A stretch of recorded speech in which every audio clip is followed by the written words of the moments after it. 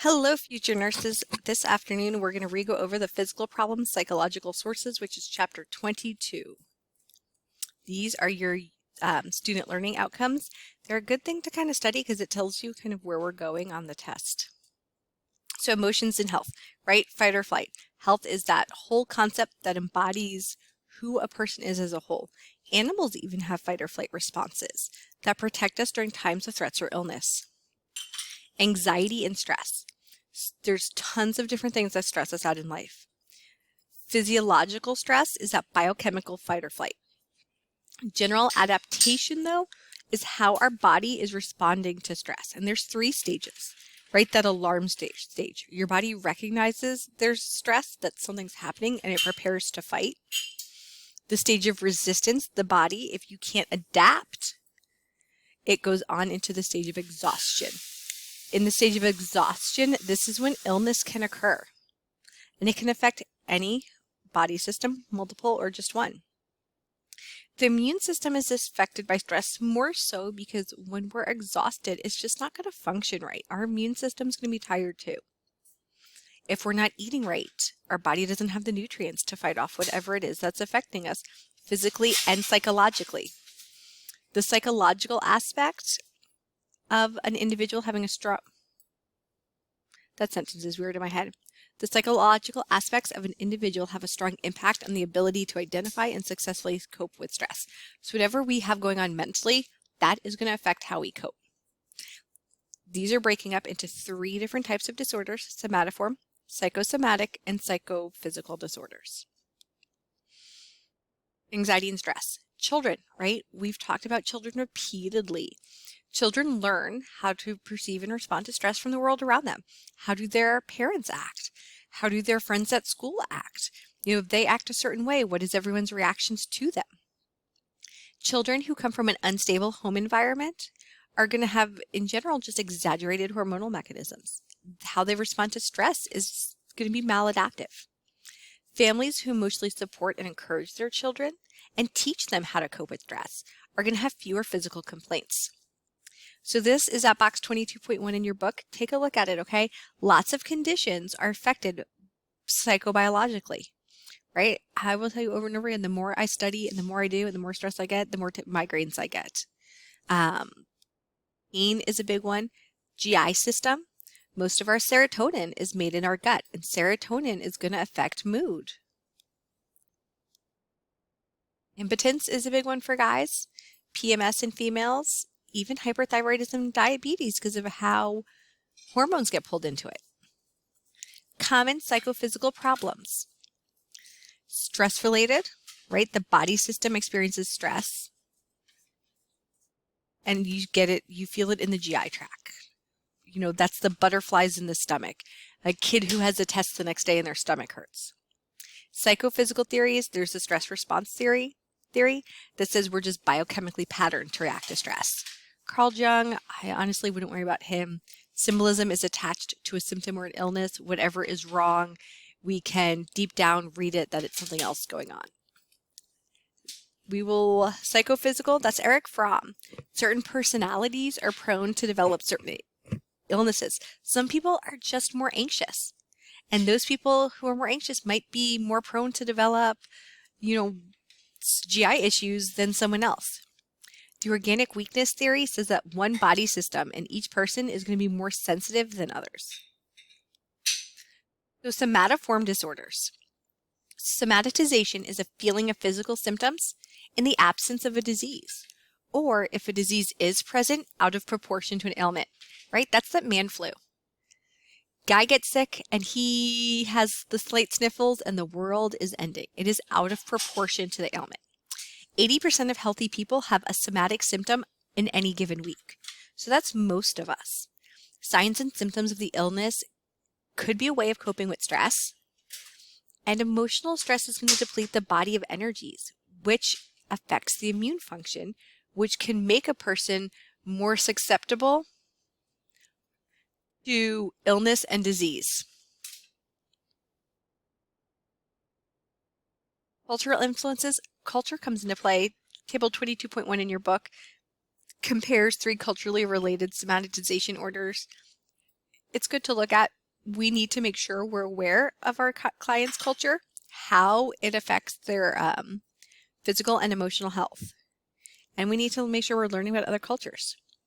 To have a somatoform disorder, there has to be no medical condition that explains it. The disorder is going to disrupt or impact someone's functioning, and the client has to be unaware or is unable to express his or her emotional distress. Right? So especially in children, children are huge with somatoform disorders, right? It's difficult because they can't necessarily express the emotions. They might not know what they're feeling. However, when the physical symptoms are present and a child's functioning deteriorates, after a time of significant stress, we have to consider somatoform disorder. Somatic symptom disorder, Burkitt syndrome, or old school known as hysteria, it's polysymptomatic. So there's many signs and symptoms. Genetic environmental factors can contribute to the risks of developing it. Clients are going to see multiple physicians at a time, and most importantly, it's going to be involuntary. So this somatic symptom disorder, someone has a pain and we have done all the tests in the world and we can find there's nothing wrong with them. Someone is complaining of, GI upset and diarrhea, and we can scope in every direction. We can test and culture stool. We can do everything. However, everything is coming back that every test is normal. Does the patient have the pain? Does the patient have the GI upset? Yes. But there's not a physical reason or a physical cause for this. We watched this video where it talked about the teens. Remember, we had the little boy who was getting hooked up to that EEG, and then all of a sudden they asked about school and he passed out. School was stressing him out, and as a reaction, his body would just give up and he would pass out. How to differentiate somatization disorder from a medical problem? If there is multiple organ system involved, it's most likely a somatization disorder.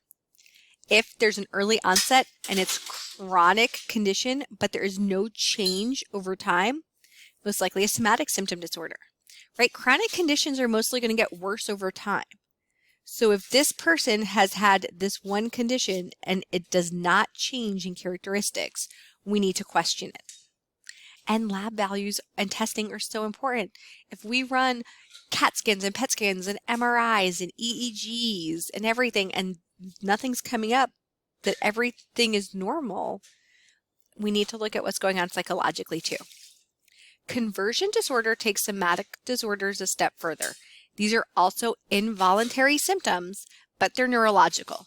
This is that person who wakes up one day and they're unable to walk, or they're blind or deaf, right? Some type of neurological deficit that comes on suddenly. Watch this video about this guy who just woke up and couldn't walk one day. They're thought to result from emotional conflict. One of the biggest things to look for with this is that labile indifference, lack of concern or indifference about signs or symptoms. If I woke up one day and I couldn't walk, I would be raising hell and I would be like fighting to try to figure out what is wrong. You will run every test on me because there has to be something wrong. These people wake up and it's like, oh, hey, guess what? I can't walk today. Signs and symptoms are keeping more in line with what the individual's idea of what the problem should be, not necessarily what we think. Illness anxiety disorder is formerly known as hypochondriasis. These are your hypochondriacs, right? 25th doctor's visit, where's the proof? Like, they want proof that something's wrong with them. There just is no proof. Intense fear or preoccupation with having a serious disease or medical condition based on misinterpreting their body signs. So there could be symptoms present, but they're just taking it a step further. The clients are going to doctor shop because if you don't tell them what they want to hear, they are going to find a doctor that does. It can begin at any age, and it's difficult to treat because they're just not going to accept what you say, right? Hey, this is what's wrong with you, not this. They're basically going to leave AMA and tell you they don't care. 5 criteria the client must meet to get the diagnosis of hypochondriasis or illness anxiety disorder. Preoccupation with fear, serious disease. The preoccupation is not delusional. The preoccupation persists despite negative diagnostic testing results.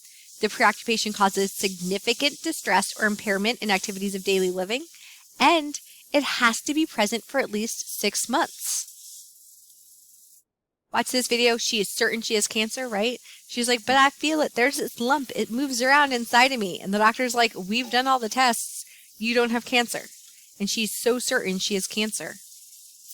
Factitious disorders and malingering. Factitious disorders and malingering differ from somatoform disorders in that the signs and symptoms are produced intentionally. These symptoms are voluntary. The clients are not actually sick. They want some type of gain. Factitious disorder by proxy is what was known as Munchausen's by proxy, right? We watched that Gypsy Rose video today. Gypsy Rose's mother told her she was sick, gave her all these meds, she dealt with all these side effects, and then eventually she killed her mom. Mom had Munchausen's by proxy. Primary gain, and malingering come into play with this. Factitious disorders and malingering usually happen because the person wants to get something out of it, right? It could be, primary, that they're trying to mask their inner turmoil. They're upset. They're anxious about something, and being sick just makes them feel better. Secondary gain, right? If I get sick, I can go to bed and sleep for a few days and make my husband deal with the kids so I don't have to. Or you want special attention, right? In that Dr. Phil interview with Gypsy Rose, they talked about, her mom got money. They got this house. You got a Make-A-Wish trip to Disney. Different things happen. Malingerers, the individuals producing the symptoms to meet a recognizable goal. We see this a lot in the veteran population because if you're sick, the VA gives you money. These patients have lots and lots and lots of emergency room visits. They're going to be very knowledgeable about medicine. They are going to leave if you tell them, hey, this is right or this is wrong. In some instances, the kids really are sick, right? So in the sixth sense, the kids were sick because the mother was poisoning them. These are parents who, when you walk out of the room, they're going to take fecal matter and stick it in an IV to make their kids septic. So we have to watch out for signs and symptoms. Frequent ER visits in children where there's really nothing wrong with them and where the parents aren't taking no for an answer. We watched this video over what are factitious disorders. This kind of explains each one of them, right? So somatic symptom disorders, excessive anxiety and preoccupation with one unexplained symptom. Illness anxiety disorders are hypochondriacs. They are so terrified of having this illness despite no symptoms and consistently negative labs. Conversion disorder are neurological symptoms. This is a patient who wakes up paralyzed, blind, deaf, something along, and it's an acute onset associated with stress. Factitious disorder is someone who is becoming sick to get something out of it. Or factitious disorder by proxy, making someone else sick so they can get the attention. Malingering, falsification or exaggerating of symptoms for secondary gain, right? Malingering, that person who's in a minor fender bender and they're in the courtroom with the neck brace saying they can't move their neck, how horrible their life is, and then someone makes a noise and they turn their head. Well, they want money from the court case. It's slipping and falling at Walmart and yelling on the floor that you're so injured so you can sue Walmart. Malingering. So implications for care providers. Somatic and all of these kind of psychosomatic conditions are difficult because how do you know what to believe or not to believe? We have to rule out the presence of physical disease or dysfunction. We have to do a complete history and physical assessment. Seriously, even as a psych nurse, I'm pulling out my stethoscope and I'm doing a head to toe. I'm going to listen to your, abdomen, your four corners. I'm going to listen to every single, lobe of your lung for the full minute to see what is true or not true. We need to form a relationship with the patient, right? First step of psych. When we get to psych, have that therapeutic relationship. We have to prioritize our ABCs, airway, breathing, circulation. We have to prioritize safety. And we have to look at the bottom, how is our patient doing physically? We have to encourage our patient to talk about their feelings and emotional states rather than the physical complaints. In that one practice question, and we'll go over them again in the slide, right? That conversion disorder patient, we're not going to focus on the fact that he can't walk. We're going to focus on what he can do. And we need to meet the physical needs when necessary, but we have to encourage independence in the patients. Those practice questions we did in class. Which reason best accounts for the physical symptoms in a client with a somatic symptom disorder? The answer was C. It relieves to prevent or relieve symptoms of anxiety, right? Anxiety and depression are common in somatic symptom disorders. A, delusional thinking we see in schizophrenia. B, symptoms allow the client to avoid unpleasant activity, not be the center of attention. And D, that focuses on the family, not the client. So the answer to this one is C. A client comes to the healthcare provider's office with reports of chronic pain. The client's history reflects numerous visits to the healthcare provider for pain relief. What therapies will be effective in caring for this client? Select all that apply, which are the worst NCLEX questions ever. So in this patient, what we're going to do is behavioral therapy, relaxation techniques, hypnosis even, and tricyclic antidepressants. We want to avoid low-dose narcotics because they're still narcotics, right? They can be habit-forming and problematic when managing chronic pain disorders. If long-term narcotics needs, that goes way above our heads into a pain management provider. Behavioral therapies can work on stress reduction and teaching coping skills. Relaxation techniques can just kind of help them calm down. Hypnosis can be used. Not on here, they can also do acupuncture, massage, chiropractics, right? Complementary alternative medicine. There's tons of different things they can use. Tricyclic antidepressants can also help. We've talked about this previously. Tricyclic antidepressants are dangerous because when patients overdose, it can kill them. But nortriptyline, amitriptyline, all of them can help with the psychological symptoms, and they're shown to help with pain too, especially neuropathic pain. Okay, we already kind of talked about this one. A client is diagnosed with conversion disorder with paralysis of the legs. What's the best nursing intervention for the nurse to use? D, avoid focusing on the client's physical limitations. The paralysis is used as an unhealthy way of expressing unmet psychological needs. We should avoid speaking about the paralysis, right? We want to shift the client, the mental aspect.